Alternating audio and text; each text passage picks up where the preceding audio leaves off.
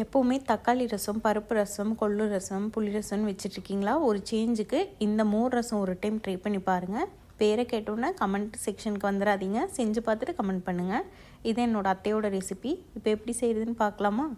ஒரு mixer jar எடுத்துகிட்டு 1 cup தயிர் எடுத்திருக்கேன், கெட்டியான தயிர். அது கூட 1 டேபிள் ஸ்பூன் கடலை மாவு, கொஞ்சமாக பெருங்காயத்தூள், மஞ்சத்தூள், அதுக்கப்புறமா உப்பு, ஒரு துண்டு இஞ்சி. இது மட்டும்தான் தேவையான இன்க்ரீடியன்ட்ஸ். இப்போ தண்ணி சேர்க்காமல் இதை கொஞ்சம் கெட்டியாக அரைச்சி எடுத்துக்கலாம். தண்ணி தாளிக்கும் போது நம்ம ஊற்றிக்கலாம்.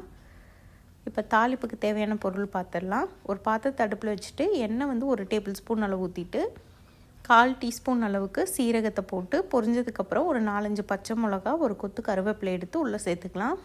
இந்த பச்சை மிளகா மட்டும்தான் இதில் காரம் கொடுக்கும், ஸோ கொஞ்சம் அதிகமாக போட்டுக்கோங்க. பச்சை மிளகா ரவுண்டாக கட் பண்ணி போட்டுட்டு இப்போ நம்ம அரைச்சி வச்சுருக்க அந்த மோர் கூட தண்ணி நிறையா டைல்யூட் பண்ணுற அளவுக்கு ஊற்றி உள்ளே சேர்த்துக்கலாம். கடலை மாவு சேர்த்துருக்கிறதுனால இது டக்குன்னு கெட்டி ஆகிடும், அதனால் தண்ணி கொஞ்சம் அதிகமாகவே வச்சுக்கோங்க. இப்போ 5 to 10 மினிட்ஸ் இது கொதிச்சதுக்கப்புறம் ஒரு கை அளவுக்கு மல்லி இலை சேர்த்து இறக்கிடலாம். சாதத்தோடு சாப்பிடவும் சூப்பராக இருக்கும். இது வச்ச உடனே ஒரு பவுலில் ஊற்றி குடிச்சிங்கன்னா ஒரு சூப் மாதிரியே இருக்கும். மஸ்ட் ட்ரை ரெசிபின்னு தான் சொல்லுவேன். கண்டிப்பாக செஞ்சு பார்த்துட்டு எப்படி வந்ததுன்னு நம்ம கமெண்ட் செக்ஷனில் சொல்லுங்கள். இந்த வீடியோ யூஸ்ஃபுல்லாக இருந்தால் உங்கள் ஃப்ரெண்ட்ஸ் அண்ட் ஃபேமிலிக்கு ஷேர் பண்ணி விடுங்க. இந்த மாதிரி இன்ட்ரெஸ்டிங்கான vlog பார்க்க என்னோடய பேஜ் ஃபாலோ பண்ணிக்கோங்க.